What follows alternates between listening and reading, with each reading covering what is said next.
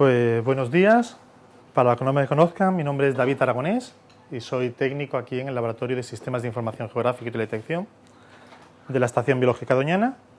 Y este seminario, minicurso, como se ha puesto en el correo del boletín, es un intento de recordar cómo deben ser las figuras tipo mapa en publicaciones científicas, ¿vale? Y siempre vamos a hablar, aunque podamos hablar de mapa, vamos a hacer referencia a figuras tipo mapa, ¿vale? En los artículos.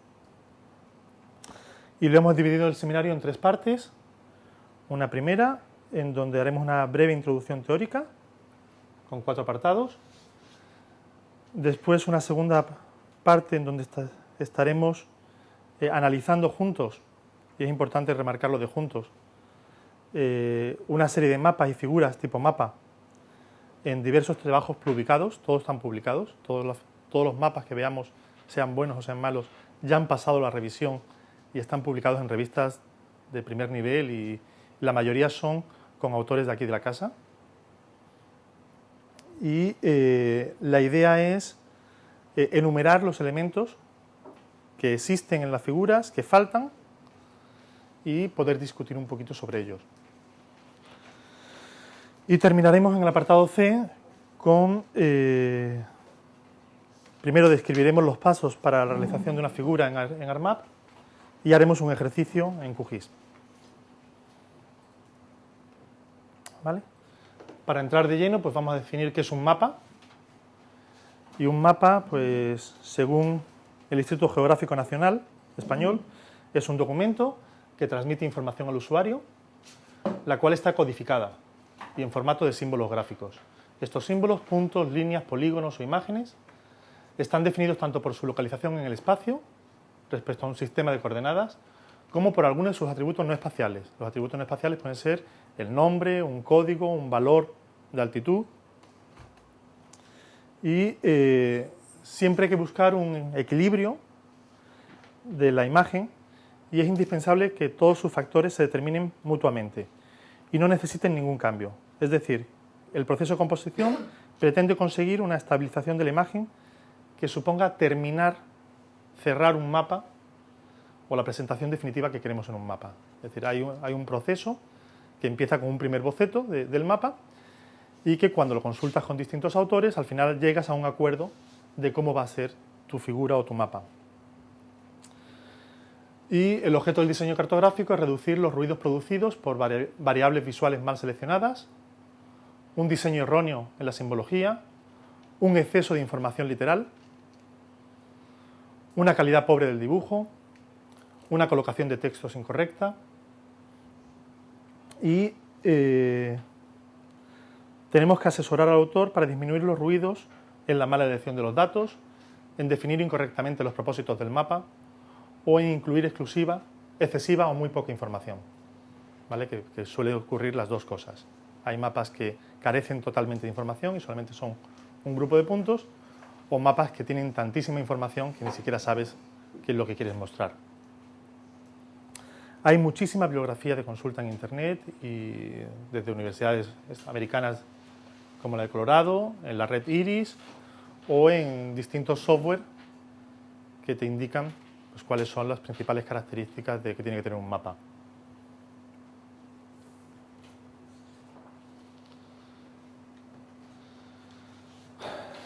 El proceso de diseño cartográfico forma parte del currículo de algunas carreras universitarias españolas, y hay distintas asignaturas en algunas carreras que explican durante todo un año cómo tiene que uno diseñar un mapa. Esto lo vamos a intentar agrupar y no vamos a expandirnos en esta zona, en este apartado. Hay una muy buena presentación de la Universidad de Jaén que te explican todos estos conceptos. Y los factores principales que condicionan el diseño cartográfico es la semiología, qué tipo de símbolos podemos usar, cómo vamos a rotular esos símbolos, qué tipo de textos vamos a incluir en el mapa, cuál es la composición, qué elementos va a tener ese mapa, y sobre eso vamos a intentar profundizar un poquito más, y después cuál va a ser la jerarquía de esos elementos. que es algo muy importante y que a veces olvidamos. ¿Vale? Todo esto hay muchísima información por internet y os recomiendo que veáis esta presentación. Al final de la charla os podéis llevar tanto la documentación como el ejercicio para poder hacerlo. Bueno, los elementos de un mapa. Aquí estamos hablando de un mapa en general, no de una figura tipo mapa. ¿Vale? Hay siempre una serie de elementos que son necesarios para acompañar a la imagen. La imagen sería el centro de ese mapa y el listado puede ser tan grande o tan pequeño como queramos. Pero bueno, por intentar incluir casi todos los posibles, pues vamos a tener elementos de identificación, que pueden ser el nombre del proyecto, el logo, el título del mapa, si tiene un código ese mapa, cuál es su mapa de situación, es decir, dónde se encuentran esos puntos dentro de una zona mucho más grande, cuál es el autor, el revisor, en qué fecha ha sido hecho el mapa, elementos matemáticos como son la escala numérica, la escala gráfica, los datos del sistema de referencia, qué proyección utiliza, el que aparezca una gratícula o una retícula, que simplemente es una serie de líneas o crucecitas, la gradícula sería en grados y la retícula sería en metros. ¿Cuál es la orientación? ¿Cómo está orientado el mapa? ¿Dónde tiene el norte? Elementos de representación como pueden ser la leyenda, símbolos convencionales que estemos utilizando, las fuentes de información que estamos utilizando para hacer el mapa y sus fechas, ¿vale? Las fechas de las fuentes, no la fecha de cuando hiciste el mapa. Y después elementos complementarios como pueden ser los perfiles, las fotos, gráficos, una imagen que queramos mostrar dentro de nuestro mapa. Esta lista de elementos puede crecer, menguar, según las necesidades. Y el problema es que todos estos elementos ocupan un espacio físico dentro del mapa. Con lo que es necesario decidir una distribución para que los mismos resulte equilibrada y visualmente agradable. Vamos a intentar buscar algo que nos agrade visualmente. Y al pensar en una distribución a menudo aparecen diferentes soluciones y es difícil aceptar unánimemente una de ellas como la mejor de las posibles. En el momento que hay 3 autores en un artículo, tú haces el mejor mapa que consideras, se lo llevas a un autor, te haces unas recomendaciones, en el momento que se lo llevas al tercer autor, te cambia todas las recomendaciones que te ha dicho el primero, ¿no? Y dices, pero bueno, y cada uno vemos el mapa de una forma distinta y es muy conveniente que lo visualice una persona que nunca ha visto ese mapa ni sabe de qué van los datos y la primera opinión que te diga esa persona es lo que tú estás pudiendo llegar a demostrar con solo ver el mapa, sin tener que leer el artículo, ¿no? El proceso de búsqueda de equilibrio compositivo, en base a una adecuada distribución de los pesos visuales, se denomina proceso de composición cartográfica. Y los elementos que como mínimo deberían incluirse en un mapa son los que están subrayados en rojo y algunos de ellos en la figura tipo mapa no tienen por qué estar dentro de la figura. Después veremos cómo pueden estar. Entonces el título del mapa siempre es importante, un mapa de situación de tus datos de localización, al menos uno que tenga el mapa de localización y situación es importante, una escala gráfica tiene que aparecer siempre en un mapa, la orientación debería aparecer siempre en un mapa, aunque se recomienda que siempre el norte esté hacia arriba de la hoja, pero cuando eso no sucede es bueno que aparezca una señal del norte. La leyenda, si es muy simple, la podremos poner en el mapa y si es muy compleja lo llevaremos a otro lado. La fuente de información y fechas, que a lo mejor están dentro del artículo y no tienen por qué aparecer en el mapa. Y hay elementos complementarios que muchas veces se pueden incluir en un mapa y que son un muy buen sitio para colocarlos. Y si no, nos llevaría a tener otra figura o elemento suplementario que actualmente en las revistas online sí puedes tener todo el material suplementario que quieras, ¿no? Pero cuando tienes poco espacio, es bueno aprovechar el espacio que te dan para la figura mapa. Bueno. Las principales diferencias entre un mapa y una figura para una revista es que en un mapa debe estar preparado para ser visto sin más documentación. Es decir, tú puedes generar un mapa solo y que cualquiera pueda entender todo lo que se dice en el mapa, con lo que todos los elementos tienen que estar incluidos en el espacio del mapa, mientras que en una figura parte de los elementos se deben incluir en el mapa y otros estarán en el pie de página, en el pie de figura o incluso a lo largo del texto del artículo, y no tienen por qué mencionarse exclusivamente dentro de la figura del mapa. Vale, entonces, la figura tipo mapa va a tener siempre una figura y su pie de figura. Y es importante que mencionemos, que cuando visualizamos una figura, tengamos su pie de figura también para poder discernir todo lo que en un mapa podríamos ver sin el pie de figura. Bueno, hasta ahora pues ha sido consideraciones de cómo son los mapas, cómo son las figuras tipo mapa, pero las revistas incluyen especificaciones de cómo se debe escribir, de cómo tiene que estar el tamaño de letra, de cómo se puede presentar un gráfico o cómo se puede presentar una imagen, y muchas de ellas pueden definir las especificaciones para incluir una figura tipo mapa. Lo primero que uno tiene que pensar cuando hace un artículo debería ser en qué revista va a presentarlo, porque muchas veces, dependiendo de la revista, vas a tener que definir tu artículo de una forma o de otra, o vas a tener que enfocar hacia un objetivo más claro o indicar claramente una serie de palabras que esa revista les agrada o te permiten publicar en ella. Al igual que haces eso, también cuando ya tienes decidido más o menos la revista, ya tienes más o menos escrito el artículo y vas a hacer una figura, te tienes que buscar las especificaciones de la revista a ver si dicen algo o no. Y las revistas, hay mucha variedad en lo que te pueden decir.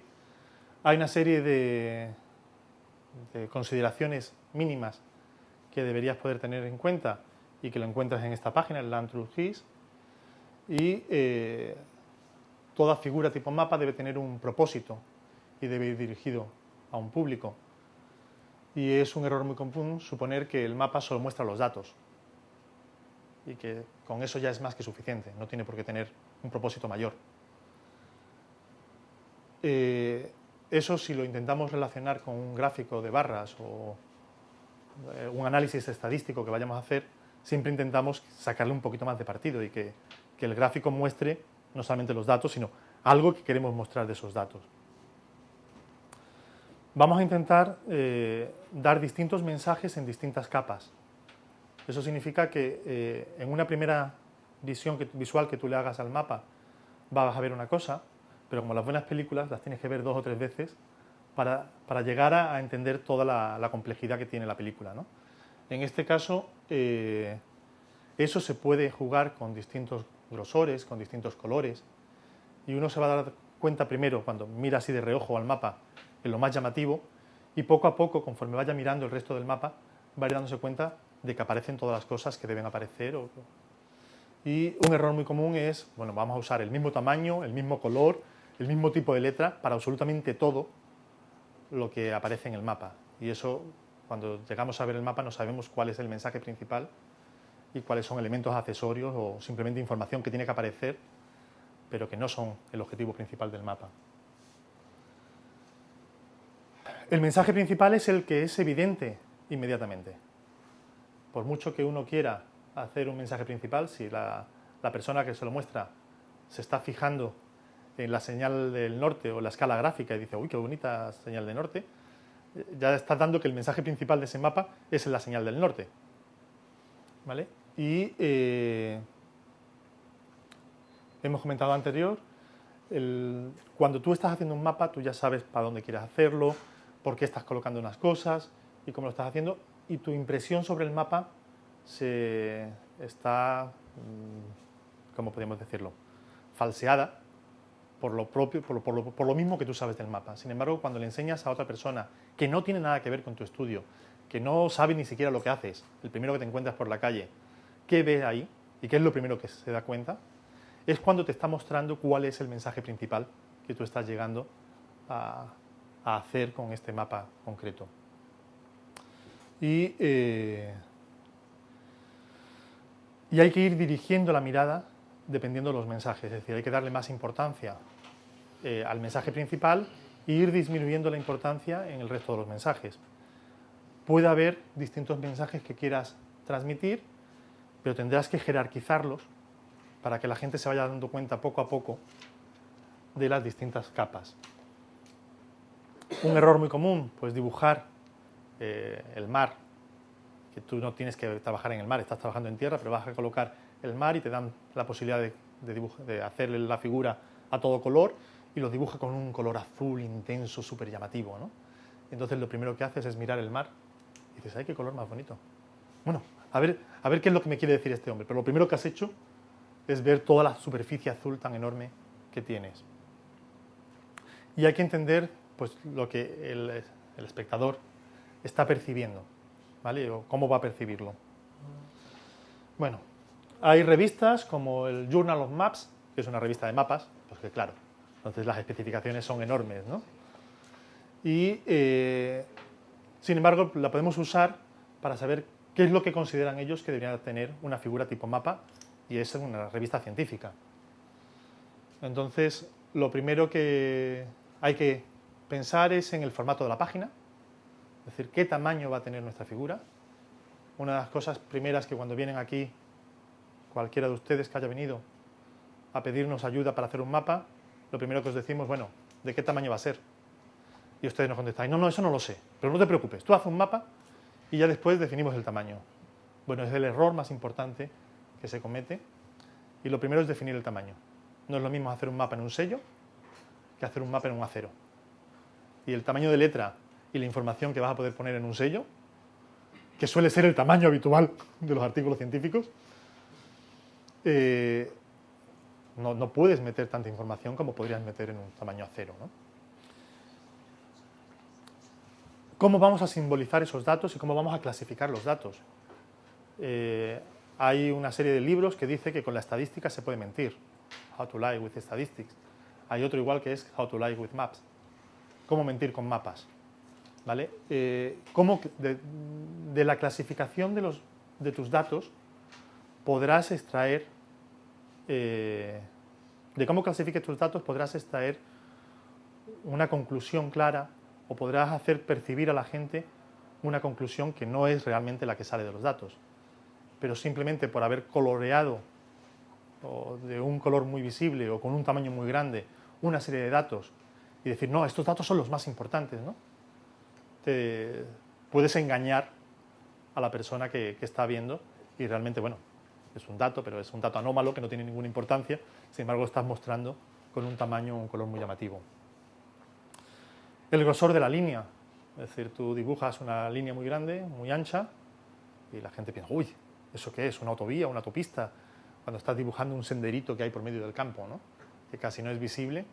Y los tamaños de las líneas muchas veces nos es muy fácil decir, no, un tamaño 2, 3, 5, 18. Y 18 píxeles de tamaño la línea, ¿no? Y realmente eso pues, es casi media España atravesada por una autopista, ¿no? El uso del color es muy importante. Actualmente con las revistas online pues puede ser relativamente fácil publicar en color, pero habitualmente, como lo tengáis que pagar, es más fácil publicar en blanco y negro, más económico al menos. ¿Vale? Y el tipo de letra, tipo y tamaño de letra. Que hay revistas que os dicen, no, pues tiene que ser Calibri o tiene que ser Arial, no podrá ser un tamaño menor a 5 o menor a 7. Entonces eso, a la hora de, una vez que ya tienes tu tamaño y que sabes qué información tienes que meter, la tendrás que ajustar para que el tamaño de letra sea leíble. Bueno, las relaciones visuales deben ser diseñadas para optimizar la legibilidad y lograr una jerarquía visual adecuada, dejando claro las relaciones figura-fondo, presentando un contraste visual claro. La relación figura-fondo, se veía una imagen al final, al principio de la presentación, y muchas veces tú delimitas, vamos a ver posteriormente, un mapa de España, lo delimitas con una línea y no sabes,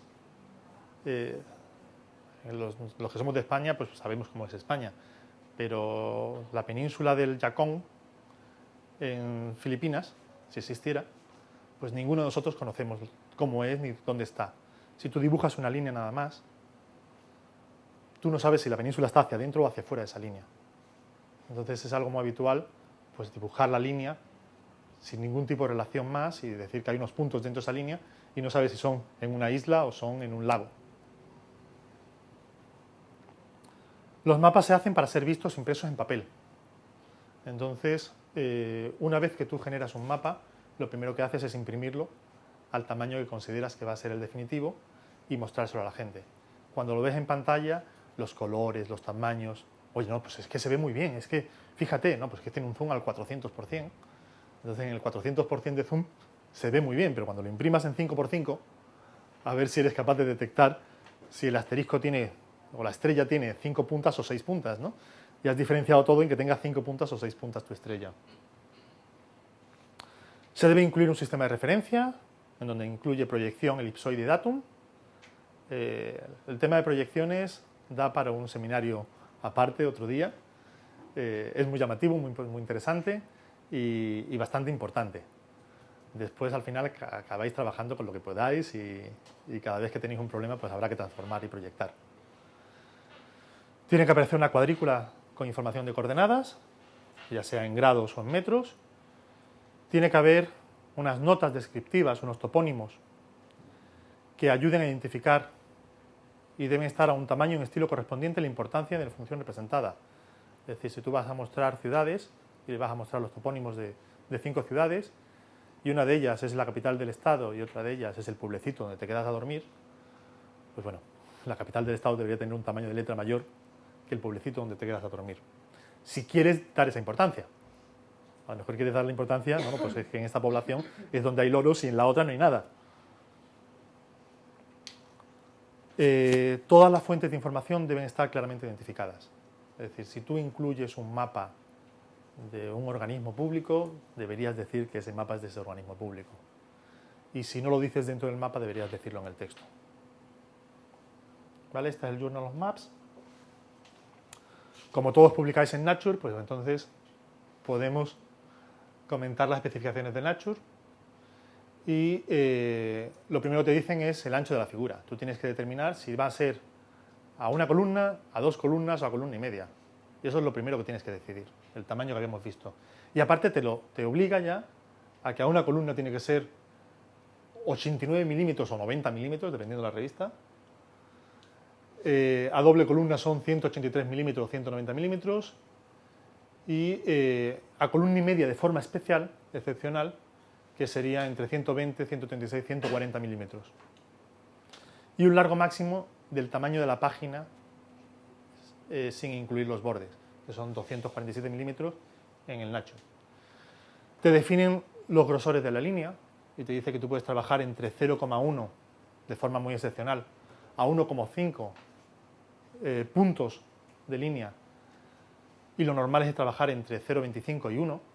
Entonces esos mapas en donde se dibuja, no, esta línea gorda, sí, de 5 puntos. Bueno, pues eso no suele ser adecuado. El tamaño de texto. Tú puedes escribir, no, esto, ponlo más chiquito, que quepa ahí en el hueco. Bueno, pues es que está a 4. No, bueno, pues es que la gente tiene buena vista. Bueno, la gente va a tener que leerlo con una lupa para ser capaz de entenderlo. Pues tiene entre 5 y 7 puntos. Tampoco hay por qué escribir a tamaño 12 o a tamaño 10 como el resto del texto. Puedes tener un tamaño más pequeño, porque la idea es que te fijes en eso y no que lo leas por encima. El pie de figura, en inglés también se llama legend, y hacemos referencia al pie de la figura. No tiene por qué incluirse en la figura y puede aparecer en el documento. Y debe comenzar con un breve título de la figura, es decir, tú siempre pones figura 1, mapa del área de estudio. Ese es el título, ¿no? Y una breve descripción de cada parte si existen varios paneles. Es muy fácil dibujar, oye, pues ya que vamos a poner una figura, vamos a aprovecharla, la dividimos en 4, ponemos A, B, C y D, y pues bueno, pues en el pie de figura,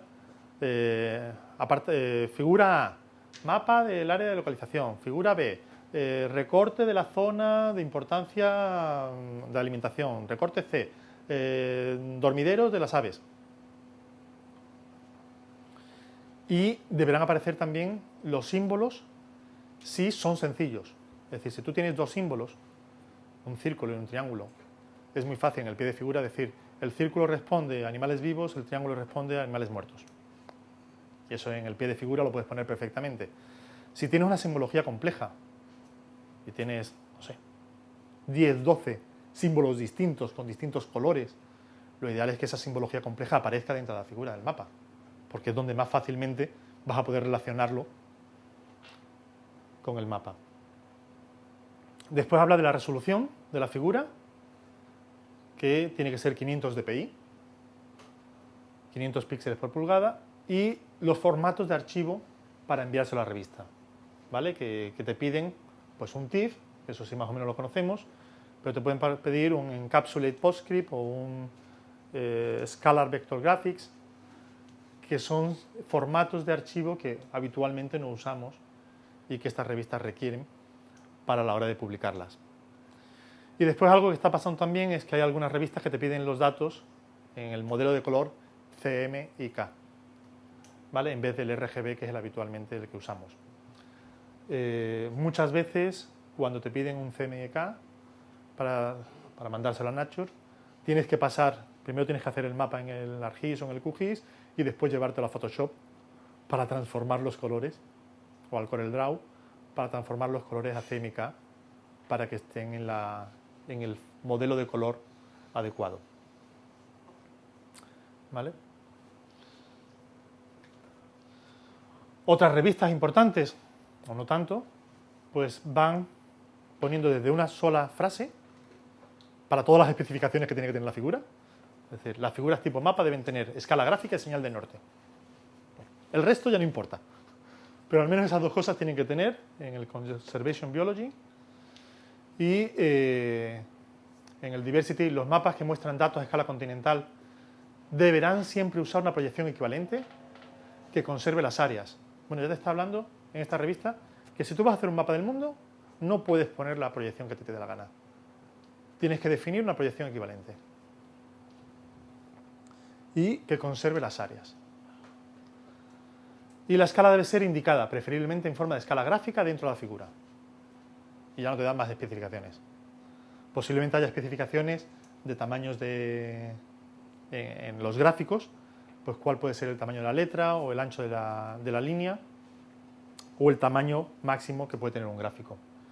Y después revistas como Oryx, pues cualquier manuscrito que implique un área de estudio o ubicación específica requerirá una figura tipo mapa.